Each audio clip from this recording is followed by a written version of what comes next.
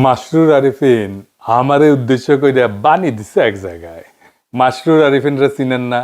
বাংলাদেশের একজন বড় ব্যাংকার, প্রফেশনাল মানুষ। ব্যাংকার হইলে টাকা গুনে শুধু, তবে সে সাহিত্য টাইত্য করে আর কি, লেখারাত ভালো।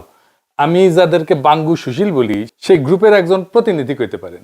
সে কি কইছে সেটা আগে শুনে আসি। আমি ওই পিনাকিদাকেই আবার বলবো, ওনার উদ্দেশ্যেই বলবো, আমরা কেউই পারফেক্ট না। উই আর ভেরি মাচ একই মানুষ, ন্যায় বিচারের পক্ষে আজকে দাঁড়াই, একই মানুষ আর এক সিজনে চুপ থাকি, একই মানুষ সকালে ভালো, একই মানুষ বিকালে খারাপ। আমরা কেউই পারফেক্ট না। কোনো প্রথম আলো, কোনো মাসরুর আরিফিন, কোনো ডেইলি স্টার কেউই পারফেক্ট না। বাট তার জবাব এইটা হতে পারে না, আমাদের কোনো ইমপারফেকশন থাকলেও সেটা ডিরেক্টলি আলোচনার মাধ্যমে মোকাবিলা করা উচিত। এটা কোন ধরনের দেশ যে এখানে জ্বালিয়ে পুড়িয়ে দিয়ে তার মোকাবিলা হবে?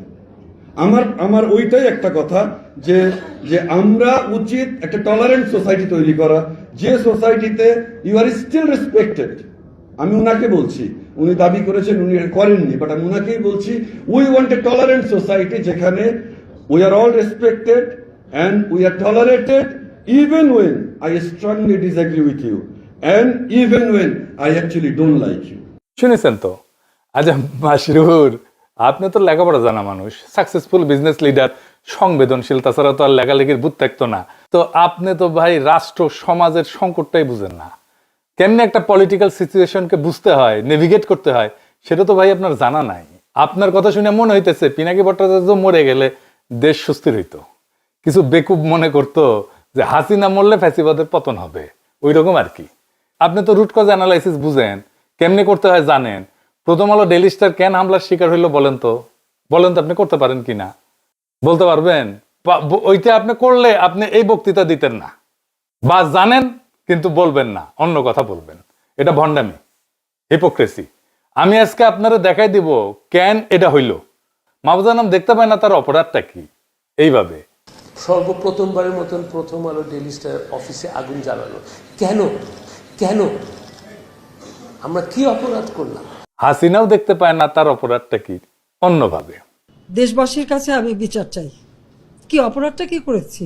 কিন্তু আপনি যদি প্রবলেমটা আসলে ফিক্স করতে চান, তাইলে আপনাকে রুট কজ অ্যানালাইসিস করে একটা সলিউশন, সমাধানের রাস্তা বের করতে হবে।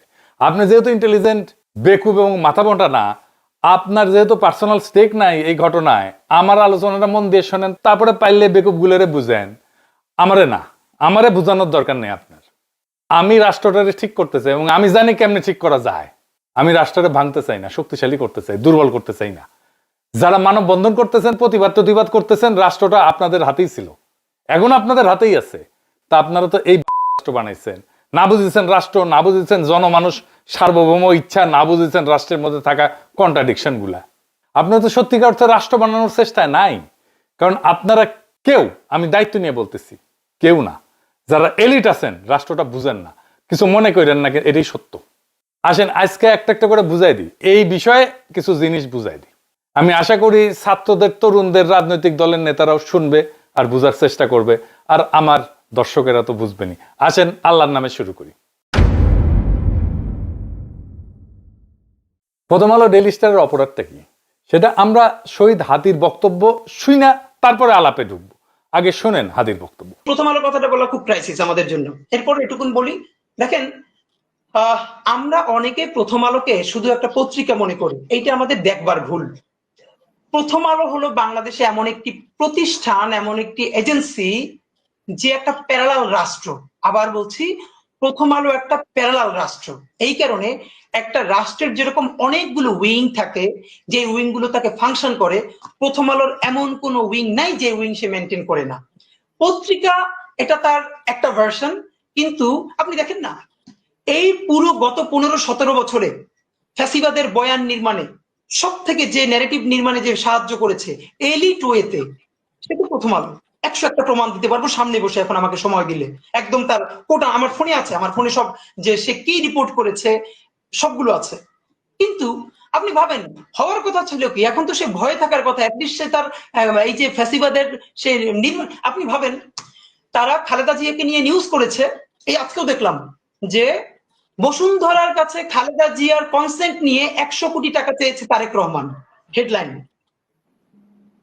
এখন এই যে বিএনপিকে ভিলেনাইজ করে তোলা, এইটা কি আসলে বিএনপি করেছে, অথবা বিএনপি এটার বিরুদ্ধে মামলা করেছে? মামলা কিন্তু করে নাই। এখন এরকম একটা তো কথা আমি আপনাকে শুধু কেন বললাম, আপনি প্রথম আলোকে বুঝতে হলে, আমি অনেক আগে একটা টকশোতে একটা শব্দ ব্যবহার করেছিলাম, আজকে আবার বলি, এটা হলো প্রথম আলো সিনড্রোম। প্রথম আলো সিনড্রোম হলো, আপনি ভাবেন, সে সরকার পড়ে যাবার পরে গত 2 বছর আগে সম্ভবত, আর 21-এ বা 22-এ, প্রথম আলো তার প্রথম পেজে শেখ হাসিনার জন্মদিন উপলক্ষে, যদিও ওটা স্পন্সার ছিল, সম্ভবত বিজ্ঞাপন ছিল, তার জন্মদিনের শুভেচ্ছা চেপেছে 1 পৃষ্ঠা জুড়ে। এইটা কি কোনোদিন আপনি বুঝাতে পারবেন? এটা যদি খালেদা জিয়ার হইতো, তো এটা সে ছাপতো। এটা তার একটা ব্যাখ্যা দাঁড় করায়, এটা নিয়ে আমরা কথা বলবো না। দেখেন, সে কি ছাপবে কি ছাপবে না, সে কাকে ভালো বলবে কাকে ভালো বলবে বলবে না, এইটা নিয়ে আমাদের কোনো কথা থাকতে পারে না, কারণ প্রত্যেকটা মিডিয়া এজেন্সির নিজস্ব ন্যারেটিভ থাকে এবং তার স্বাধীনতা আছে কি বল। কিন্তু তার যেটা স্বাধীনতা নাই, একজন নিরপরাধী মানুষকে জঙ্গি বলে তার জীবনকে শেষ করে দেয়ার। তার স্বাধীনতা নাই যে যে অপরাধ করে নাই, সেই অপরাধ হিসেবে তাকে ন্যারেটিভ নির্মাণ করে তাকে অপরাধী হিসেবে জীবন ধ্বংস করে দেয়ার। প্রথম আলো কোন নিউজ কাভার করবে, কোন নিউজ কাভার করবে না, এটা নিয়ে আমার কোনো কথা বলার থাকতে পারে না, কারণ এটা তার প্রাইভেট পলিসি, যে তার পলিসি নিজের মতো নির্মাণ করবে। কিন্তু আমার কথা হলো, যে জঙ্গিবাদে সংশ্লিষ্ট ছিল না, আপনি তাকে জঙ্গি বলে বলে বলে বলে বলে বলে, একটা ঘটনা আজকে বলি, এখানে আমি শেষ করি শুধু একটা। আমাকে গতকালকে শাপলা চত্বরে শহীদ হয়েছেন বুয়েটের শিক্ষার্থী রিহান, তাকে নিয়ে পরশু বুয়েটের সিএসসি ডিপার্টমেন্টে শোক সভা এবং দোয়া মাহফিল হয়েছে, সেখানে আমি ছিলাম। তার বোন এখন নর্থ সাউথের টিচার। আমাকে তার বোন গতকাল রাতে 2টো লিঙ্ক পাঠিয়েছেন প্রথম আলো। সেটা হলো 2013-তে শাপলা চত্বরে যে শহীদ রেহান মারা গেলেন, মানে শহীদ হলেন, তাকে হত্যা করা হলো, সেই সময় প্রথম আলো কি নিউজ করেছে সেই লিঙ্কটা।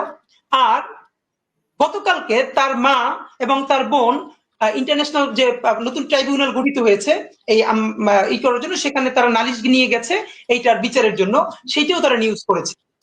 দেখেন, রেহানের মা বলছে বক্তব্যে, যেটা সকল টিভিতে এসেছে, আমাদের কাছেও আছে, রেহানের মা বলছে, আমার ছেলে 5 তারিখের আগে যে আন্দোলন হয়েছে হেফাজতের, সেইটার প্রতি সংহতি জানাতে গিয়ে সে আগেও গিয়েছে, তাকে রামদা দিয়ে কোপ দেওয়া হয়েছে, সেই জখম হাত নিয়ে সে বুয়েটে এসেছে, তার বন্ধুরা বলেছে। 5 তারিখ এই জনতার আন্দোলনে অংশগ্রহণ করতে গিয়ে তারপরে সে আবার হত্যাকাণ্ডের শিকার হয়েছে। একবারও সে বলে নাই যে আমার ছেলে এই আন্দোলন দেখতে গিয়েছিল, সে অ্যাডভেঞ্চারাস ছিল, সে মারামারি দেখতে গিয়েছিল, তারপরে মারা গিয়েছিল। সে বলেছে আমার ছেলে এই আন্দোলনের প্রথম থেকে ছিল, তারপরে সে আবার আন্দোলনে গেছে এবং সে শহীদ হয়েছে। 2013 তারিখের 6 মে প্রথম আলো নিউজ করেছে, যেহেতু এটা বুয়েটের ব্যাপার, এটা যদি লেখে বুয়েটের কেউ আন্দোলনে শরিক হয়, তাহলে খুবই এলিটপনা নষ্ট হয়ে যায়, সুশীলপনা শাহবাগীপনা। প্রথম আলো নিউজ করেছে, তার মা নাকি বলেছে যে আমার ছেলে খুবই অ্যাডভেঞ্চার প্রিয়, তাই সে সেখানে দেখতে গেছে যে ওখানে মারামারিটা কি হচ্ছে, এরপরে সে গুলি লেগে নিহত হয়েছে। অথচ রেহানের মা সেদিনও বলেছে আমার ছেলে অ্যাডভেঞ্চার প্রিয়, কিন্তু আমার ছেলে সেটা দেখতে চায় না, আমার ছেলে সে আন্দোলনে গেছে এবং সে শহীদ হয়েছে। আপনি ভাবেন, তাহলে সেই নেগেটিভ তার মায়ের বক্তব্য যে সে মিথ্যা প্রোট করেছে, সে কি সরি বলেছে, সে কি ক্ষমা চেয়েছে? শুনলেন তো, এই কম বয়সী ছেলেটা কি ক্ল্যারিটি নিয়ে, কি পরিচ্ছন্নতা নিয়ে, কি স্বচ্ছতা নিয়ে কথাগুলো বলতেছিল। আমি জানি বক্তব্যের পরেও আপনারা সুশীলেরা আপনারা এটা বুঝবেন না যে প্রথম আলোর অপরাধটা কি। আরো খুলে বলি, ভালোই হয়েছে, সবাই আমার পাঠক দর্শকেরা ছাত্ররা এইটা খুঁটিনাটি বুঝতে পারবে, তাতে এই এলিটদের ভণ্ডামিটাও পাশাপাশি বুঝে যাবে। একটা কার্যকর রাষ্ট্র, একটা সমাজ গড়তে প্রথমে কোন জিনিসটা লাগবে বলেন তো? একটা জিনিস লাগবেই, ওইটা ছাড়া আপনি সমাজ বা রাষ্ট্র গড়তে পারবেন না, গড়লেও টিকাইতে পারবেন না, পারবেনই না। আপনি যত মানব বন্ধন করেন, যত দমন পীড়ন করেন, যত সুশীল কথা বলেন, যত দার্শনিক কথা বলেন, যত লেখাপড়া করেন, যত সমৃদ্ধি আনেন, আপনি রাষ্ট্র করতে পারবেন না। সেটা কি কি না থাকলে রাষ্ট্র করা যাবে না? সেটা হইতেছে ইনসাফ। ইনসাফ, ন্যায়ের ধারণা। সমাজ বা রাষ্ট্র যদি ইনসাফ কায়েম করতে না পারে, সে সমাজ টিকে না, সে রাষ্ট্র টিকে না। তাহলে ইনসাফ কায়েম হয় কিভাবে সমাজে বা রাষ্ট্রে? প্রথমত হইতেছে যে সমস্ত ইনস্টিটিউশন আছে, যেমন আদালত, আইন, রাষ্ট্র, সংসদ। এখন বলেন আপনি এই আদালতে, বাংলাদেশের আদালতে আপনি জাস্টিস পান, ন্যায় বিচার পান? পাইলে তো খালেদা জিয়াকে জেলে যেতে হয় না, তাই না? এই আদালত, আইন, রাষ্ট্রের ইনস্টিটিউট পৃথিবীর কোন দেশেই ইনসাফ কায়েম করতে পারে না। কেন পারে না জানেন? অনেকগুলো কারণ আছে, তার মধ্যে একটা বড় কারণ হইতেছে মানুষের সেন্স অফ জাস্টিস বা মানুষের ন্যায়ের ধারণা, ইনসাফের ধারণা, এইটা বলে একটা জিনিস থাকে। এই যে পিপলের জাজমেন্ট আর লিগাল জাজমেন্ট, এই সিস্টেম, এই দুইটা অনেক সময় দুই প্রান্তে থাকে। আমি একটা উদাহরণ দিয়ে বুঝাই। আমাদের যৌবনকালে একটা বিটিভিতে খুব জনপ্রিয় সিরিয়াল ছিল, কোথাও কেউ নেই। হুমায়ুন আহমেদের লেখা, আসাদুজ্জামান নূর আর শোভানা মোস্তফা অভিনয় করেছিল। আসাদুজ্জামান নূর একজন মাস্তান, পাড়ার মাস্তান, সংবেদনশীল মাস্তান, 70 দশকে যেমন থাকতো আর কি। তারে একটা মিথ্যা খুনের মামলায় ফাঁসিয়ে দেওয়া হয়। একটা অংশ দেখেন। যদিও দুই অভিনেতা অভিনেত্রী আওয়ামী ফ্যাসিবাদের পান্ডা, কালচারাল ফ্যাসিস্ট, তাও দেখেন। এসব ছেড়ে দিতে পারেন না? অনেক তো করলেন।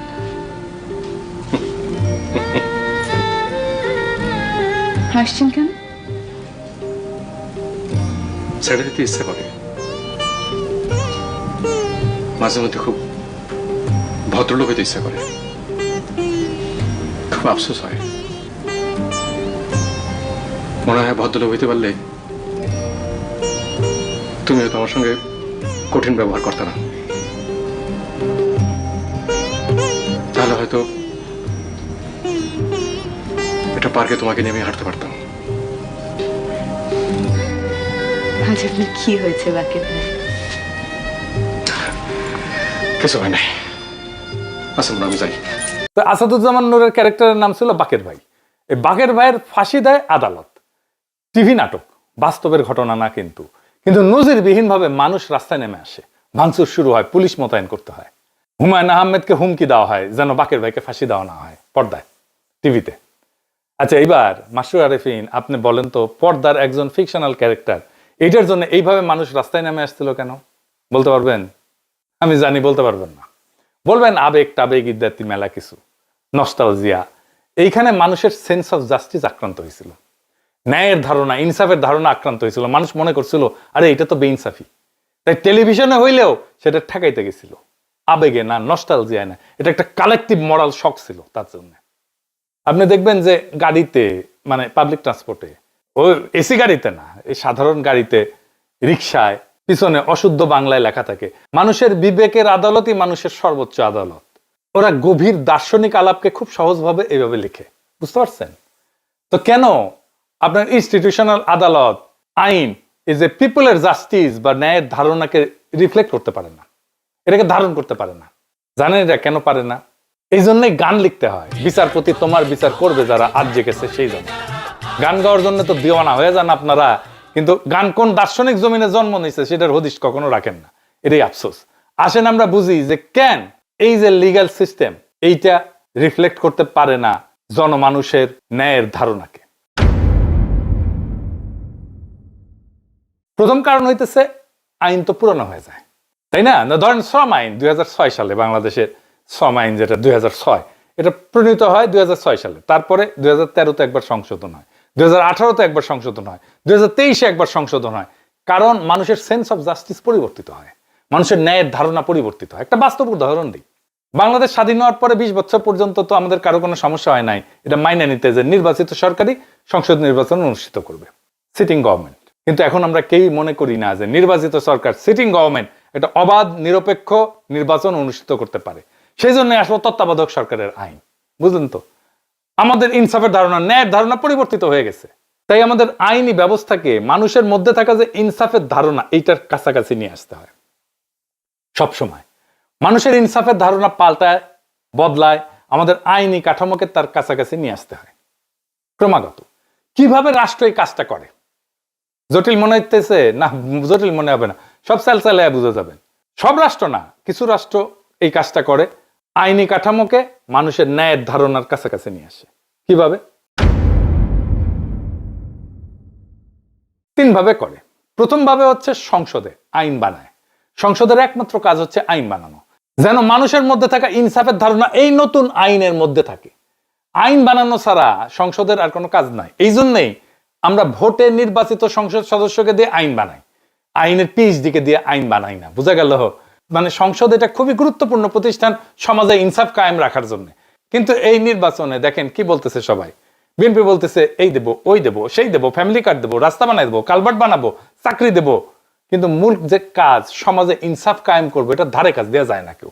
এই যে আমরা ভোট দিতে পারি নাই হাসিনার আমলে, সেই জন্য আমাদের সমাজের ভেতরে যে ইনসাফের ধারণা, সেইটার কোনো ইনস্টিটিউটের ভেতরে আর হাজির নাই। সেই জন্য ভোটে দিতে কারচুপি বন্ধ করা, এটা শুধু অবাধ নির্বাচনের জন্য দরকার না, সমাজে ইনসাফের ধারণা যেন কলুষিত না হয়, সেজন্যও দরকারি কারচুপি যেন বন্ধ হয় নির্বাচনে, ফেয়ার যেন হয় ইলেকশনটা। এখন ধরেন আইন বানাইতে তো টাইম লাগে, তো এই টাইমের মধ্যে আমি কিভাবে চেষ্টা করব যে সমাজের ইনসাফের ধারণাকে আইন এবং বিচারের মধ্যে প্রতিফলিত করতে? এইখানে আসে দ্বিতীয় পদ্ধতি, আদালতের জুরি সিস্টেম। সেটা আবার কি?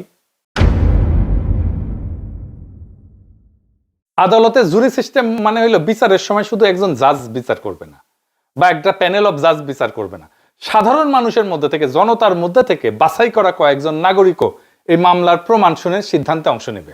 এতে আদালতের রায় কেবল বইয়ের লিখিত আইন পুরানো নিয়ম অনুযায়ী হবে না, বর্তমান সমাজের ন্যায়বোধ, মানুষ কাকে ন্যায্য মনে করে সেটার প্রতিফলন ঘটবে। সেজন্যই জুরি। জুরি আসলে আদালতের ভেতরে জনগণের কণ্ঠ। বাংলাদেশে এই ব্যবস্থা নাই, কারণ এইখানে বিচার ঐতিহাসিকভাবে আমলাতান্ত্রিক ঔপনিবেশিক কাঠামোর উপরে দাঁড়ানো। এইখানে জজ বিশেষজ্ঞ, সেই সব জানে, জনগণ জানে না। এর ফলে অনেক সময় আদালতের রায় আইনসম্মত হইলেও মানুষ নৈতিকভাবে তার ন্যায্য মনে করে না। তখন জনগণের সেন্স অফ জাস্টিস আদালতের ভেতরে জায়গা না পেয়ে বাইরের রাস্তায়, আন্দোলনে, ক্ষোভে, সহিংসতায় বেড়ায় আসে। আদালতে জুরি না থাকায় মানুষের যে বিচারবোধ, ন্যায়বোধ, সেটা আদালতের দরজার বাইরে পড়ে থাকে। আর সেই দরজার বাইরে জমে থাকা ক্ষোভই সমাজে অস্থিরতা তৈরি করে। জুরি মানে জনগণকে বিচার ব্যবস্থার ভেতরে ঢুকতে দেওয়া, আর সেটা মানে রাষ্ট্রের উপরে জনগণের একটা নৈতিক নিয়ন্ত্রণ প্রতিষ্ঠা করা। তো এটা তো নাই বাংলাদেশে জুরি সিস্টেম। তাইলে হাসিনা আমলে কোন জিনিসটা এই দায়িত্বটা পালন করতে পারতো, যে ইনসাফের ধারণা আমাদের ইনস্টিটিউশনের মধ্যে নিয়ে আসা, আমাদের জাস্টিস সিস্টেমের মধ্যে নিয়ে আসা? কোনটা? সেটা হইতেছে মিডিয়া। হাসিনা ওইগুলোকে সিস্টেমেটিক্যালি বন্ধ করে দিচ্ছে, আমার দেশ বন্ধ করে দিচ্ছে, দিগন্ত টিভি বন্ধ করে দিচ্ছে। মিডিয়া জনগণের যে সেন্স অফ জাস্টিস, ইনসাফের ধারণা, এটা তুলে ধরতে পারে। কারণ দার্শনিকভাবে মিডিয়াই সেই জনপরিসর যেখানে আইন না, নৈতিক বৈধতা গঠিত হয়, সত্য তৈরি হয়, ন্যারেটিভ তৈরি হয়। আর মিডিয়া যদি এই দায়িত্ব ছেড়ে দিয়ে কেবল ক্ষমতার ভাষা অনুবাদ করে, তাইলে জনগণের সেন্স অফ জাস্টিস বা ইনসাফের ধারণা আদালতে বা সংসদে না, রাস্তায়, ক্ষোভে, সহিংসতায় প্রকাশ পায়। ইতিহাসে বারবার দেখা গেছে মিডিয়া নীরব হলে ন্যায় বিচার শব্দ হারায়, আর শব্দ হারাইলে মানুষ তখন শরীর দিয়ে কথা বলতে চায়। ফরাসি দার্শনিক এতিয়ান বালিভার উনি বলছেন যে counter violence born from exclusion. আপনি যখন আমার কণ্ঠস্বরকে থামাই দিবেন, বন্ধ করে দিবেন, তখন এটা ভায়োলেন্স হিসাবে বাড়ায় আসে, সহিংসতা হিসাবে বাড়ায় আসে। ওই যে হাদি বলছে না শহীদের মায়ের কথা, এটা শুধু চাপাই দেয় নাই প্রথম আলো, সে তার বক্তব্যকে বিকৃত করছে। আবার দেখেন ওই অংশটা, রিতা সাহেব। আমাকে গতকালকে শাপলা চত্বরে শহীদ হয়েছেন বুয়েটের শিক্ষার্থী রিহান, তাকে নিয়ে পরশু বুয়েটের সিএসসি ডিপার্টমেন্টে শোক সভা এবং দোয়া মাহফিল হয়েছে, সেখানে আমি ছিলাম। তার বোন এখন নর্থ সাউথের টিচার। আমাকে তার বোন গতকাল রাতে দুটো লিঙ্ক পাঠিয়েছেন প্রথম আলো। সেটা হলো 2013-তে শাপলা চত্বরে যে শহীদ রেহান মারা গেলেন, মানে শহীদ হলেন, তাকে হত্যা করা হলো, সেই সময় প্রথম আলো কি নিউজ করেছে সেই লিঙ্কটা। আর গতকালকে তার মা এবং তার বোন ইন্টারন্যাশনাল যে নতুন ট্রাইব্যুনাল গঠিত হয়েছে এই করার জন্য, সেখানে তারা নালিশ নিয়ে গেছে এইটার বিচারের জন্য, সেইটাও তারা নিউজ করেছে। দেখেন রেহানের মা বলছে বক্তব্যে, যেটা সকল টিভিতে এসেছে, আমাদের কাছেও আছে, রেহানের মা বলছে আমার ছেলে 5 তারিখের আগে যে আন্দোলন হয়েছে হেফাজতের, সেইটার প্রতি সংহতি জানাতে গিয়ে সে আগেও গিয়েছে, তাকে রামদা দিয়ে কোপ দেওয়া হয়েছে, সেই জখম হাত নিয়ে সে বুয়েটে এসেছে, তার বন্ধুরা বলেছে। 5 তারিখ এই জনতার আন্দোলনে অংশগ্রহণ করতে গিয়ে তারপরে সে আবার হত্যাকাণ্ডের শিকার হয়েছে। একবারও সে বলে নাই যে আমার ছেলে এই আন্দোলন দেখতে গিয়েছিল, সে অ্যাডভেঞ্চারাস ছিল, সে মারামারি দেখতে গিয়েছিল, তারপরে মারা গিয়েছিল। সে বলেছে আমার ছেলে এই আন্দোলনের প্রথম থেকে ছিল, তারপরে সে আবার আন্দোলনে গেছে এবং সে শহীদ হয়েছে। 2013 তারিখের 6 মে প্রথম আলো নিউজ করেছে, যেহেতু এটা বুয়েটের ব্যাপার, এটা যদি লেখে বুয়েটের কেউ আন্দোলনে শরিক হয় তাহলে খুবই এলিটপনা নষ্ট হয়ে যায়, সুশীলপনা, শাহবাগীপনা। প্রথম আলো নিউজ করেছে তার মা নাকি বলেছে যে আমার ছেলে খুবই অ্যাডভেঞ্চার প্রিয়, তাই সে সেখানে দেখতে গেছে যে ওখানে মারামারিটা কি হচ্ছে, এরপরে সে গুলি লেগে নিহত হয়েছে। অথচ রেহানের মা সেদিনও বলেছে আমার ছেলে অ্যাডভেঞ্চার প্রিয়, কিন্তু আমার ছেলে সেটা দেখতে চায় না, আমার ছেলে সে আন্দোলনে গেছে এবং সে শহীদ হয়েছে। আপনি ভাবেন তাহলে সেই নেগেটিভ তার মায়ের বক্তব্য যে সে মিথ্যা রিপোর্ট করেছে, সে কি সরি বলেছে, সে কি ক্ষমা চেয়েছে? শুধু কি তাই, আমরা হাদির কাছ থেকে শুনি যারা হাসিনার ফ্যাসিবাদের বৈধতা তৈরি করছিল তাদের প্রথম আলো কিভাবে রক্ষা করতে আসছিল। দেখেন, ইসলামী ব্যাংক দখলের ন্যারেটিভ কে নির্মাণ করেছে জঙ্গি ব্যাংকিং বলে, যে জঙ্গি অর্থায়ন হয় ইসলামী ব্যাংক থেকে, তা আওয়ামী লীগ তো তারপর গত আরো 10 বছর ক্ষমতায় ছিল, তারপরও তো এর মধ্যে ইসলামী ব্যাংক কয় জায়গায় জঙ্গি অর্থায়ন করছে তার তো প্রমাণ নিশ্চয়ই তার কাছে থাকার কথা।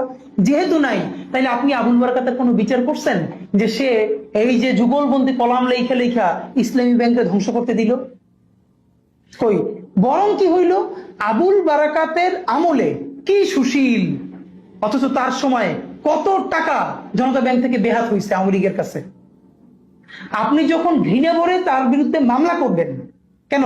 যদি হাসিনা প্রধানমন্ত্রী থাকার কারণে হাসিনার র্যাবের প্রধান গুলি করে মানুষ মারলে তার যদি দায়ভার হাসিনার উপর যায়, তাহলে জনতা ব্যাংকের চেয়ারম্যান থাকার পর জনতা ব্যাংক থেকে যে হাজার হাজার কোটি টাকা পাচার হয়েছে তার দায় আবুল বারাকাতের উপরে যাবে না?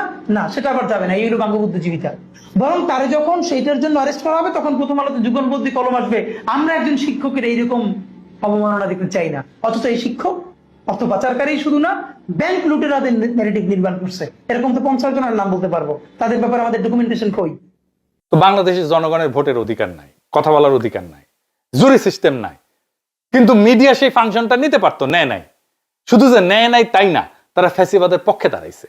হাসিনার বিরোধী মত দমনের অন্যতম হাতিয়ার জঙ্গি ন্যারেটিভ, এটা কারা বানাইছে?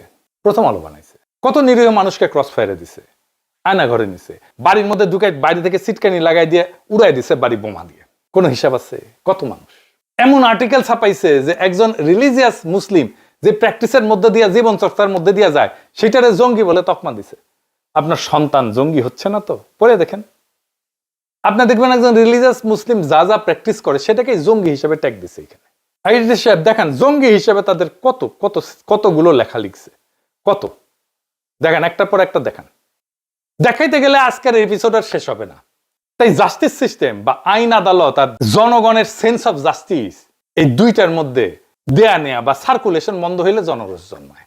এই জনরোষ সিস্টেম ফেলিওরের বাই প্রোডাক্ট। জনগণ বিশৃঙ্খলা করতে চায় না, জনগণের এজেন্ডা না এটা, সে শান্তি চায়।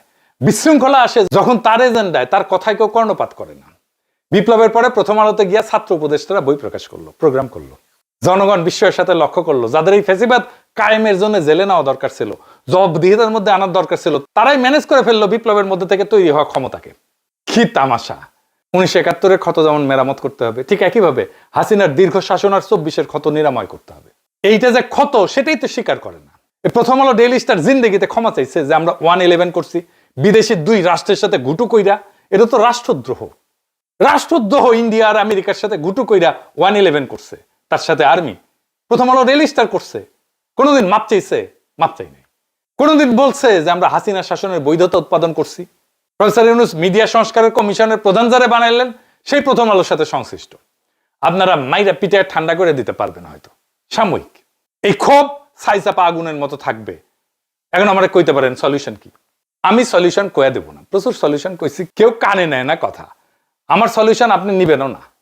নিজেকে আগে প্রশ্ন করেন, প্রশ্ন করে দেখেন আপনি আসলে এই অবস্থার অবসান চান কিনা। অবসান চাইলে আগের কোনো সিস্টেম এটা সলভ করতে পারবেন না। আপনারা অনেক কিছু করতে পারবেন, কিন্তু এটা ভুলেন না আন্তর্জাতিক মিডিয়া আপনাদের প্রো ইন্ডিয়া বলে। এইটা সব দেখায় দেন কোথায় প্রো ইন্ডিয়া লিখেছে। আমি এটা বুঝি না কেন প্রথম আলো ডেইলি স্টারের মালিক পক্ষ মাহফুজা নাম আর মতিউর রহমানের কর্তৃত্বের উপরে, তাদের উইজডমের উপরে ভরসা করতেছে। এই জন্যই পাবলিক ওয়াচ লাগে। এটা যদি শেয়ার মার্কেটে শেয়ার টেয়ার থাকলো না, শেয়ার হোল্ডাররা ক্যাক করে ধরলো না। কেন তারা একটা কনস্ট্রাকটিভ এনগেজমেন্টের দিকে যাচ্ছে না? তারা মনে করতেছে বিএনপিকে তো ম্যানেজ করেই ফেলেছি, সব ঠিক করে ফেলবো। জি না, দুনিয়া বদলায় গেছে, ক্ষমতার এখন প্রচুর কেন্দ্র। বিএনপি বাংলাদেশের ন্যারেটিভ নিয়ন্ত্রণ করে না। এটা যতদিন আপনারা ঝুলাই রাখবেন ততদিন আপনাদের সমস্যার সমাধান জটিল থেকে জটিলতর হবে। বাংলাদেশের সমস্যা বিশৃঙ্খলা না, বাংলাদেশের সমস্যা জনতা না, বাংলাদেশের সমস্যা অপরাজনীতিও না। বাংলাদেশের সমস্যা হলো রাষ্ট্র এবং জনগণের ন্যায়বোধের মধ্যে সার্কুলেশন বন্ধ হয়ে যাওয়া। যে রাষ্ট্র জনগণের ইনসাফের ধারণাকে আইনে ঢুকতে দেয় না, আদালতে শুনতে দেয় না, ভোটে আপডেট হইতে দেয় না, আর মিডিয়ায় উচ্চারিত হইতে দেয় না, সেই রাষ্ট্র একদিন আবিষ্কার করে মানুষ আইন দিয়া কথা বলে না, মানুষ তখন শরীর দিয়া কথা বলে। এই জন্যেই রাস্তায় আগুন লাগে, এই জন্যেই জনরোষ জন্মায়, এই জন্যেই সুশীল ভদ্র বিশ্লেষণ, পুতু পুতু কথা, এগুলো কোনোটাই কাজে লাগে না। কারণ জনগণের জন্য তো জনরোষ কোনো এজেন্ডা না, এটা সিস্টেম ফেলিওরের বাই প্রোডাক্ট। আপনারা যারা মনে করেন কিছু মানুষকে চুপ করাইলে, কিছু মানুষকে মেরে ফেললে হাদির মতো, কিছু নেতা সরাই দিলে, কিছু ক্ষমতার সাথে সিস্টেম করে ঘুটু করে আসলে রাষ্ট্র সুস্থ হবে, সুস্থির হবে, আপনারা ভুল জায়গায় চিকিৎসা করতেছেন। রোগটা তো ব্যক্তির না, রোগটা মতেরও না, রোগটা দলেরও না, রোগটা হলো রাষ্ট্র জনগণের বিচারবোধকে, ন্যায়বোধকে রাষ্ট্রের ভিতরে ঢুকতে দেয় না।